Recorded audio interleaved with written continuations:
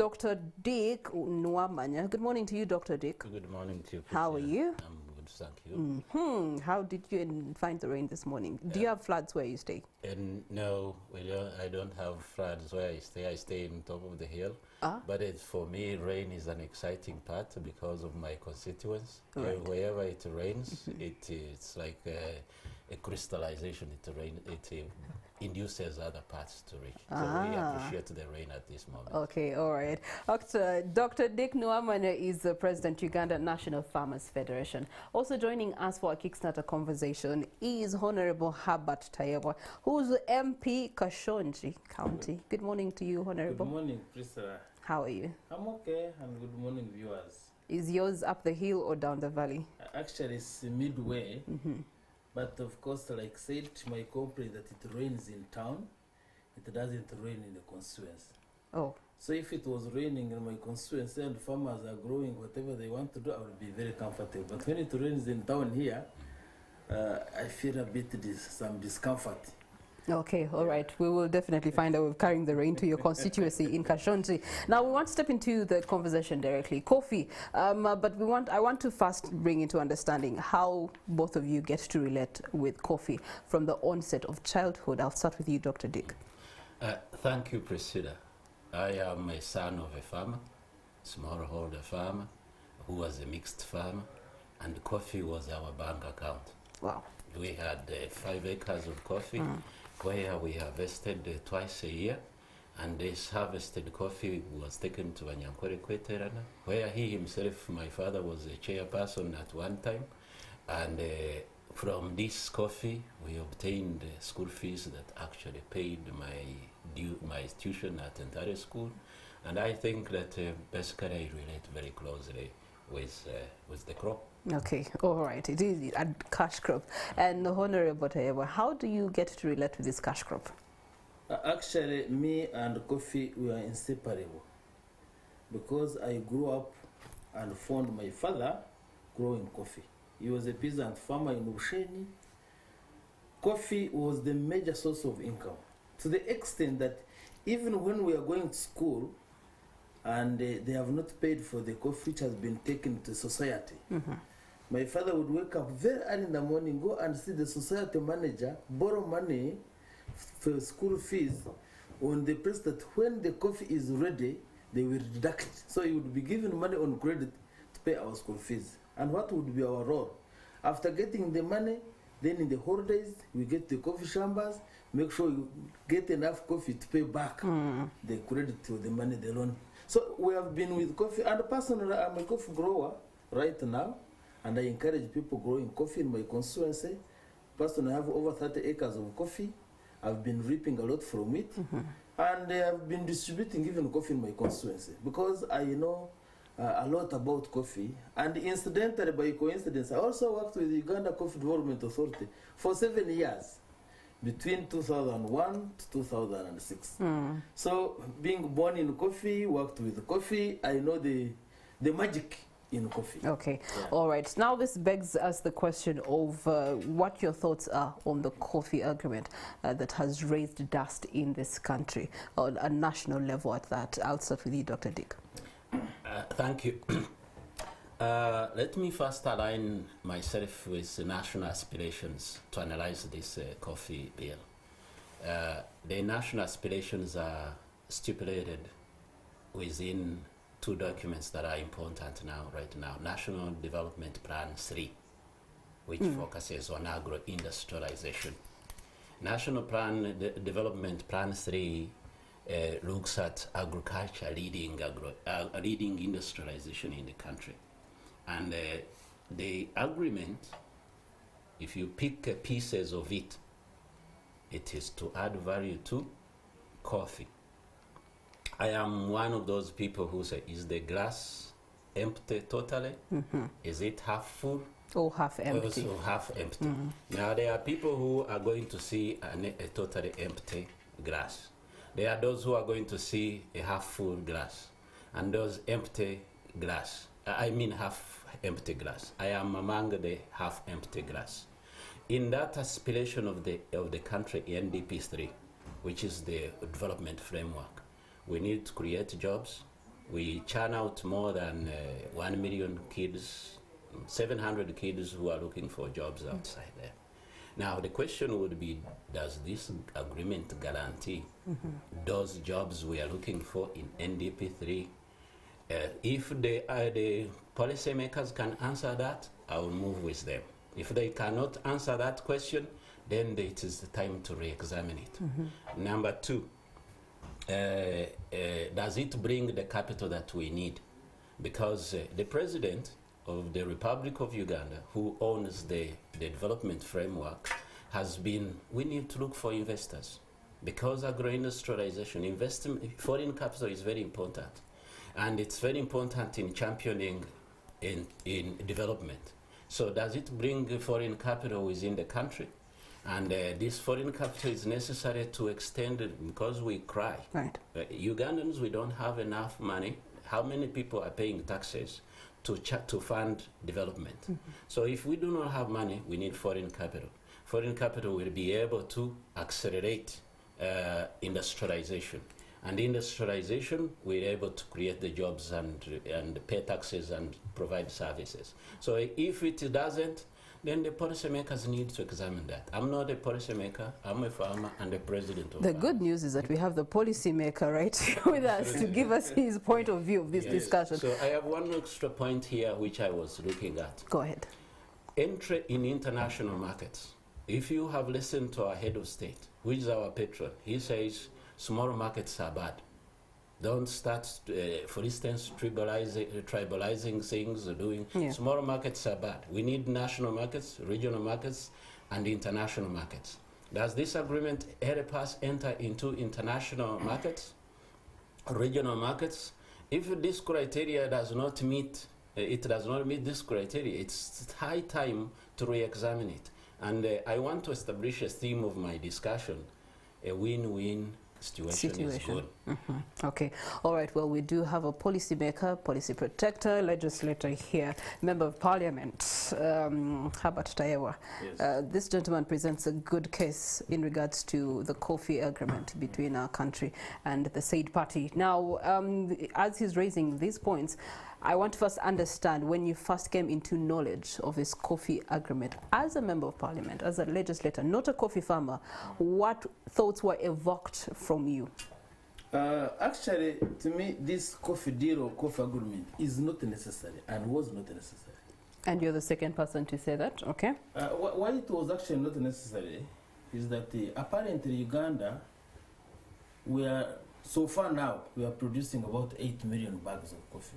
And the target, as per NDP, is about 20 million bags of coffee. And we are reaping a lot from coffee. What does that mean? That coffee has not failed to get market. Whatever you produce is actually sold out.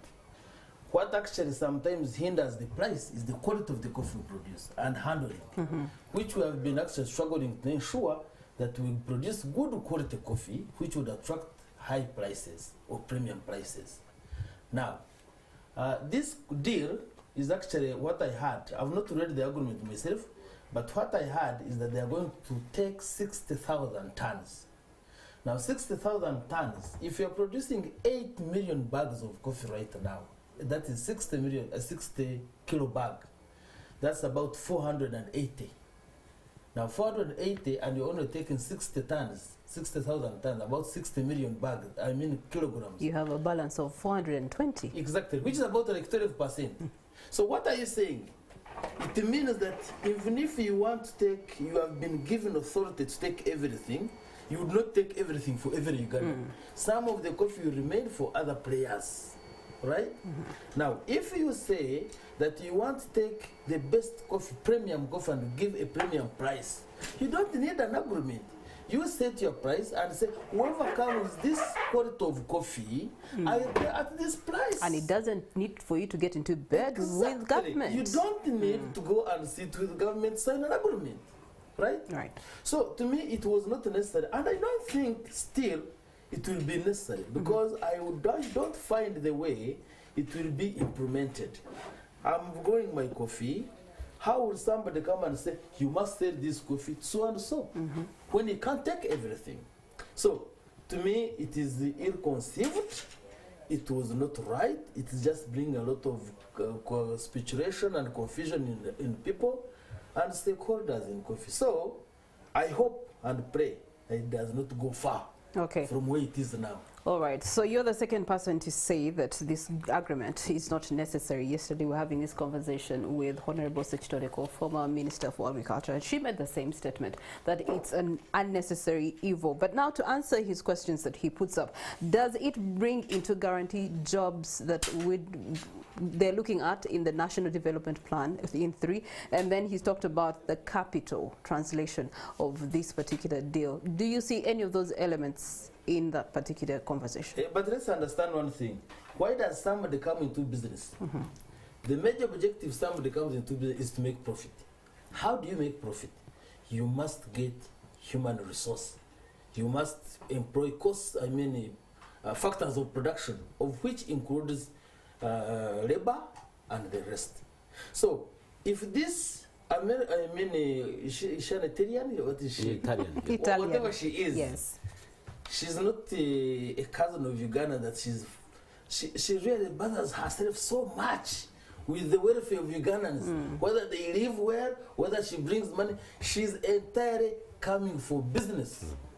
So giving just jobs is a barrier, because she cannot operate without us. If she cooperates here, she will definitely give us jobs. And these jobs that she would be giving is not say that he's helping us. You offer your job and you're paid for it. So there is no way I see that we should really think as it's very important. If she was not going to make profits, she would not bring her business here. Okay. Right? Right. The issue of helping Ugandans bringing money, to me, is because entirely she's looking for profits. If she was not going to make profits, she can't bring the money. Okay. Neither can she employ the people. All right. So let's not look at that. Let's treat her like any other business person who wants to come and make money in Uganda. All right. Yeah. So both of you do agree that coffee, you referred to it, Dr. Dick, as the bank account, and you also refer to it, Honorable, as the source of income. Now, we do have those that subscribe, of course, to the Coffee National Farmers Federation, and they have a two cents that they have about this particular conversation. What are some of those pointers that they have raised in the wake of this agreement? Carefully, I will look at the sentiments that are prevailing within the farming sector, specifically the coffee farmers. Concern number one that is in this deed or agreement is the issue of price. They have cited Section 4, where the prices are suggested that the company will determine the premium price. And the concern was that first and foremost, on a technical point of view, we are in a liberal economy. Prices are determined by market forces. And we also know price controls in the past have not been efficient. Economies take them on and abandon them. I am a trained economist. I must confess my sin here. And a trained economist, I don't support price controls. I know the Member of Parliament is going to take a position. But usually, experience in economics and research has shown price controls are not necessarily promote efficiency. What is likely to happen if the farmer is not satisfied? There are very good points the Honorable Member of Parliament has raised in his objection. If you look at what would happen if somebody is going to force a price on my output, on my farm output, I have options. Most likely it's going to lead to smuggling. There are people who are already saying, I would sell my coffee to Congo. There were those who are saying, for instance, when we went into lockdown, the coffee of our neighbors, exports went down, our coffee in Uganda went up because there were no leakages of our crop. So it is likely that if you enforce a price, and which is outside market forces, is going to lead to inefficiency in the economy. A monopoly, it's like establishing a big government to control something. And we know that all over, except the Chinese governments are not good at doing business.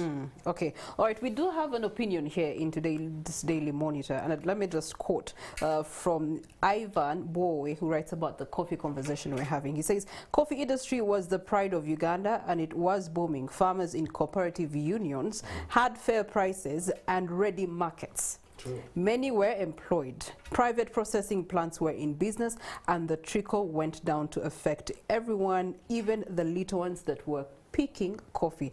That is how deep this cash crop is and has the power to transform society. But then you also have the power, Honorable Taiwo, to transform the impact of coffee on the next generation. With the price controls that he has talked about, in your capacity, how can that be addressed on the parliamentary level? How do you get to promote the effectiveness to attain the 20 million kilos that we're talking about, from 8 million to get to 20 million? What power do you have to actually effect this into reality? Actually, to be very honest with you, we have been on the very right path, because UCDA has been promoting coffee growing and the government has been facilitating through plantlets, giving out plantlets to farmers. What we actually found out that the rate, the way we have been moving has been slowed down because of lack of guidance on how farmers should grow their coffee. Now, that's what I've been trying to rectify it. People should be taught how to grow coffee, and then if they do it the right way, coffee will not be wasted, the plants will not be wasted. And that's how we have moved to 8 million bags. Good enough right now. The price of coffee have grown so fast. Recently I sold about my coffee, about 200 bags of coffee at 6,800 shillings a kilo. It moved from 4,200, which I sold last year. That's a good money. Now, that encourages people to grow more coffee. Now, we have actually been battling with government that they should even put more money to UCDA, to give more crop, to give more plantlets, and people grow. And the sensitization has been going on. So, we are very sure that if government does not backslide or does not, or gives the money required in form of plantlets, we shall attain the 20 million bags. Because now the price is good and it's likely to go better for the next 5 years because of the issues which Brazil got. Two, people are being encouraged to improve on the quality of coffee, which attracts a premium price. For example, there is some areas in Solo who are growing what they call specialty coffee. And this coffee was attracting a premium almost twice the current price. Okay? And that's a benefit to the farmers. And even more, you see why I have a problem with this deal agreement, I must say it. When I'm talking in my constituents, I'm telling them to produce more coffee, form societies, and even export the coffee themselves, so that they get out the middleman who is actually benefiting from their labor. Now, what do I mean by this? If coffee is being sold on the world market at say $2, right? And these middlemen exporters buy it from us, the farmers, maybe at 6,000. I'm just giving an example. Right. It's at $1.2. If they organized in my constituency, if we are too organized and we produce enough coffee, we can export directly and actually earn that difference that will be earned by the exporter, and it trickles to the farmers themselves, right? Now, if we were encouraging that, then somebody comes and says, no, I'm making an agreement, you'll not be selling your coffee should be given to so and so to sell it, and reap profit, which my farmers should have got. Because exporting coffee is not how would I call it? It's not something that is not impossible. It's not rocket science to say.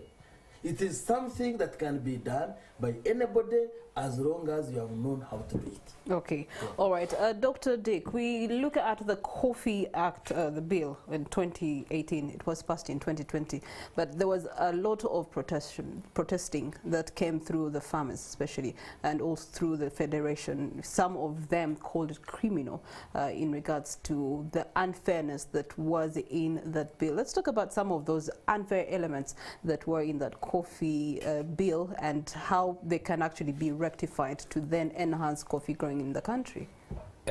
Before I go to the coffee bill, I wanted to throw, there is an, in Nkore where I come from, there is a proverb, where you find the king is where you pay tribute. I have the privilege to sit with a member of parliament and a policymaker who knows this thing.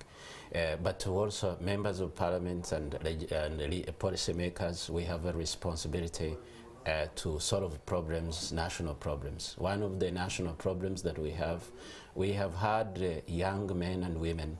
If you look at the value chains that we have in this country that are providing jobs, coffee is number one. And the second probably could be dairy, then the third could be something like maize and this like. is regards to so agriculture. Coffee is, yes, and if you are going to go out and look at the young men and women who are young entrepreneurs in coffee, emerging entrepreneurs in coffee, they are spending resources to go and find markets abroad. I know very many of them, starting with Inspire Coffee, Inspire Africa Coffee, Volcano Good African Coffee, yes. Those young men. So the policymakers, I must confess my sin. I said for me, I am a glass half full. Those young men need similar assurances. Those young men need policy making that supports them and protects them. Yeah.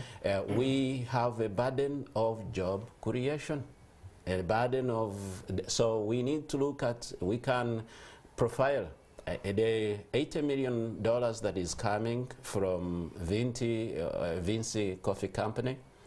The multiplier effect, 246 jobs. It has limited multiplier effect compared to the young men and women, because if you see a young man whose enterprise is thriving, means behind there is a chain of inspiration that is being created. So I would like the effort to request the policymakers, because we also don't want to scare international investments. The effort should be striking a balance to raise the liquid that is in the grass, the milk that is in the grass, or the coffee that is in the grass to full, to have full. That's why I suggested a win-win. We need the confidence of the young men who are starting. Most of my youth champions in Uganda National Farmers Federation are in coffee. Okay. All right. Now back to the coffee bill 2018, passed in 2020. Of course, there were elements that were not comfortable with the farmers. Through the Federation, what are some of those elements that need to be rectified for you to actually have an environment that enhances productivity in coffee? The most contentious for us was about registration of farmers. Compulsory registration, as people perceived it, it would lead to, if you don't register, it would lead to being taxed. It would, but the registration is mitigated, was mitigated. That's why the president in the end ascended to it. But the issue of registration also was skewed by, I'm not a politician, I'm a teacher and a farmer. I was skewed by sentiments around it. Traceability is a key issue. Premium price, that's why the Honorable Member of Parliament quoted Chisoro coffee. Before I came to become a farmer, I was working with the World Trade Organization in Geneva.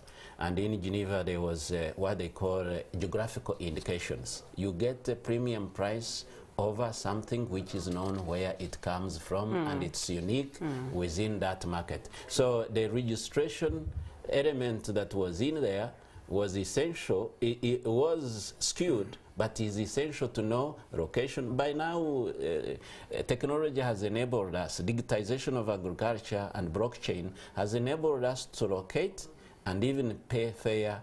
That's why this element, the other part, half empty of this agreement, is about the technology element. It's a little bit 19th century agreement. You need a 21st century agreement which has a technology element within it. So if you read through it, for me, I am inviting the architects to revise, because we need there is an element the Honorable mentioned I don't agree with. Yes, when a foreign capital comes and comes with expertise, look at what has happened with labor exports. First, farm exported, and all of a sudden, so many farms are exporting labor. The morals of exporting labor can come tomorrow, but once learning by doing, countries learn by doing in international markets. So we need a lead farm. We need lead farms to do so. Whether it is Vinci or Chaguranyi or it is Priscilla's company, I appreciate that one. But then it also takes care of other elements. Because it's an interdependent economy. We are running an interdependent economy, and that's why our head of state mentions that so many times. Okay, all right. Please do join the conversation on Twitter, #morning at NTV, and let us know what your pains and your thoughts and sentiments are on this conversation of the coffee deal, as we do have the President of Uganda National Farmers Federation, Dr. Dick Nwamanya, here with us, and also Member of Parliament, Kashonji County, Herbert Tayewa, also here to dive into this conversation. So, Member of Parliament, there's been a raised concern here. Let's stay away from the small markets. Let's tap into the regional markets and the international markets. How do we get to tap into those markets from your level of administration and implementation? Actually, to pick from what you have said, I don't say that I object foreign capital because we really need it. But my objection is, should the foreign capital come with the agreements? Because we have seen many people who have come to Uganda and invested there. Agreements is when we sit and say, okay, together with all that is on the table is okay. I think conditions. Okay, yes, conditions. yeah. Should we have all these conditions that you're going to be given a tax holiday, you're going to be given this, you're given monopoly of this, blah, blah, blah, blah. Is it necessary? So that's my objection. I don't object getting foreign capital, somebody coming and bring his money here and investing here. Because I know at the end of the day why you're investing here is because you want to make profit. But unfortunately, we have had people who have come and invested and ripped Ugandans. So whereas we think of foreign markets, regional markets, which is very important, because in the first instance we don't have enough market as a country to consume all what we have. And as a Member of Parliament, how are you going to protect Ugandans from not being ripped again? And of course, that's where we come in as members of Parliament, as policy makers, as legislators, that we should not allow such deals to come up which would actually rip this country. I have a story, I don't know whether you would bring it here, and to me that's what actually annoys me. If you have heard of Kasese Cobalt Company, you heard about it? Now, in the late 90s, some investor came to invest and make cobalt from out of the pirates. Pirates were off the copper, so something that comes out of the copper that is left as a residue. Residue, that's the right word. So there were residue of copper, and they were pirates somewhere in Kirembe, they are called pirates. So an investor came and said, no, I can make cobalt out of this. And indeed they had cobalt. But the government accepted and gave him incentives. You are going to get the raw material free. You are not buying it.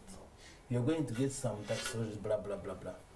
So, and people raised it. So the minister then, the late Kajora, said, no, government is giving these raw materials free because the investor will pay taxes after and will employ Ugandans. So let it get free. In fact, he reached an extent of telling that if you feel offended, get a lorry, come and pick some and take it. But of course, how do you take it? You're a worker, you have worked. So now, they gave them the raw materials, they started. The first agreements was that the government of Uganda takes 50% shareholding and the investor takes 50% shareholding. Midway after the company had started, they decided to increase the shareholding. Now government did not have money to put in to increase the shareholding. So they got all the money, and now that one reduced the shareholding of Uganda from 50 to 25, which becomes the minority shareholding, and therefore they could not take major decisions of the company. Now, when they had just started, in 2001, the cobalt prices went down. So what they did, they devalued the assets and the machinery, and they broke for about 6 months. When they came back to resume business, they did not revalue the machinery. And when they devalued that value, they had taken it to their income statement to increase on the losses. So from the time they started working, all the profits that they were making was being reduced, the accumulated losses. And they never made any money to pay corporation tax. You see how Ugandans were reaped? Yes. They never made any money to pay corporation tax until when they ended. Now, that opens our eyes that these investors come here and tell us, sweet talkers, we shall pay tax, we shall employ, we shall do this. Now, if a company goes into an agreement and it's given a 10 years holiday, supposing after 10 years they pack their things and go, they will have reaped Ugandans.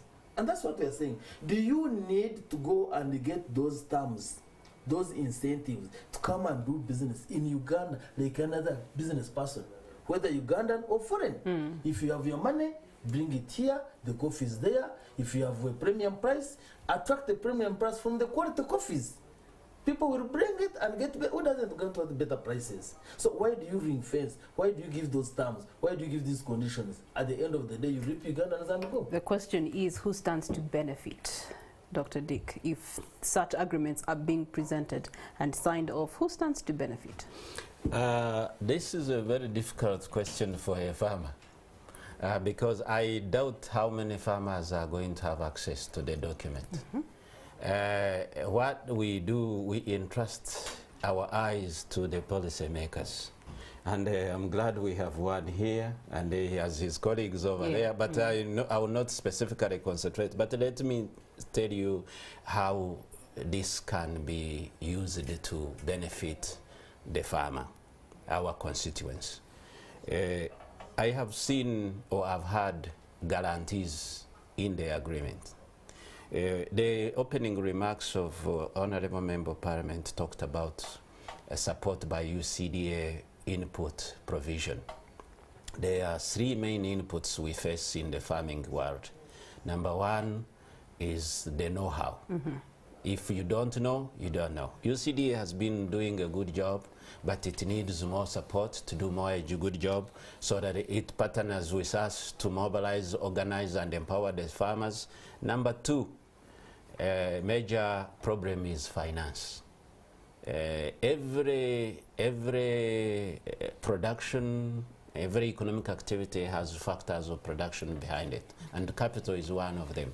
So big companies have money, but the farmers do not have the money. We need crop finance, is this coffee development fund or something which can be managed by UCDA or whatever fund can be created, because I've seen it within the roadmap of coffee UCDA to provide finance for this, because as he mentioned, and I myself, I also witnessed it, when coffee is not yet ripe, kids have to go to school.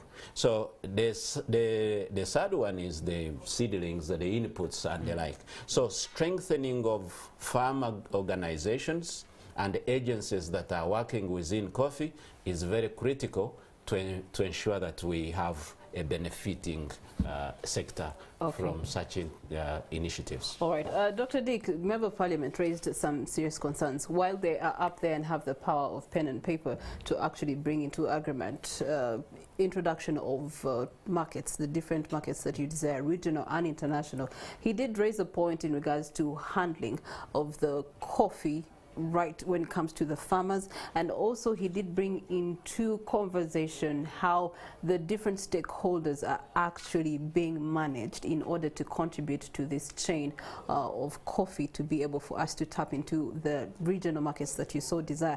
What are the solutions that you are availing currently to be able to sort out those nitty-gritties? Very good. Tighten the knots. We actually, when the parish development model came in, then NDP3 came in, it was desirable that we formulate. There was an issue of coordination. Actually, for the Honorable Member of Parliament, if there is a need for actually such an agreement, we must be having a national negotiation team that ensures that certain parameters that promote national development are taken care of. But let me return to your question on what we are doing. Uganda National Farmers Federation has 4 core mandates mainly. That is identify, organize, mobilize, organize farmers into clusters. If you look at the PDM, Parish Development Model, there will be cluster enterprises, area cluster, area commodity enterprises. Coffee would be one of them. So we organize these guys into the groups that specific enterprises, educate them, coordinate the delivery of their inputs, coordinate the delivery of finance, because we are championing the formation of parish model, parish circles, etc., because that's where the resources of government will be passing through. All right. So those mobilize, organize, and empower are some of the initiatives we are doing. So if I was to make a request on efficiency of this, the strengthening of farmers' organizations to be able to answer the questions of coffee sector development. Okay, just one last more. Clearly, this indicates that we have bad negotiators on behalf of government. Over and over time, all deals, barter deals here and there, trade deals. But what's the solution to this moving forward, Member of Parliament? I think true. Negotiations and deals are good if they are to benefit our community. And how do you say they will benefit the community? Then you must involve in the stakeholders and agree on whatever deal you are going in that will actually involve them.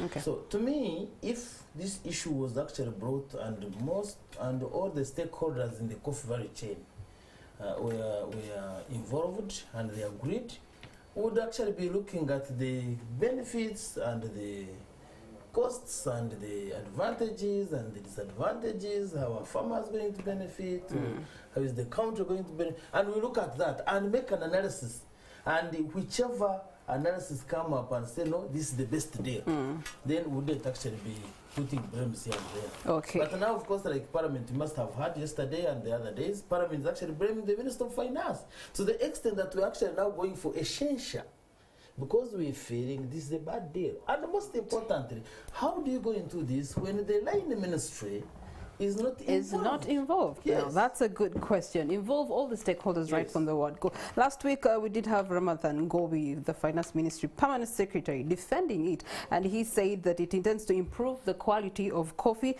but also most recently, the recent surge in the growing of coffee has gone hand in hand with the coffee. To improve the quality, they're aiming to actually push the current annual production from 420,000 tons up to 1.2 tons by the year 2030. So that is the intention, and that's a good intention for you and me, and we can contribute to that intention as ourselves, Farmers Federation, and as legislators for this country. So be watchful and be mindful and be aware of what is in stake for you as you get into this coffee farming. But I believe these conversations have been insightful. Well, thank you so much, gentlemen, for having given us your thoughts, your school of thoughts and your wisdom, and we trust that this should help you make a better decision as you continue to engage in the coffee industry. Good morning.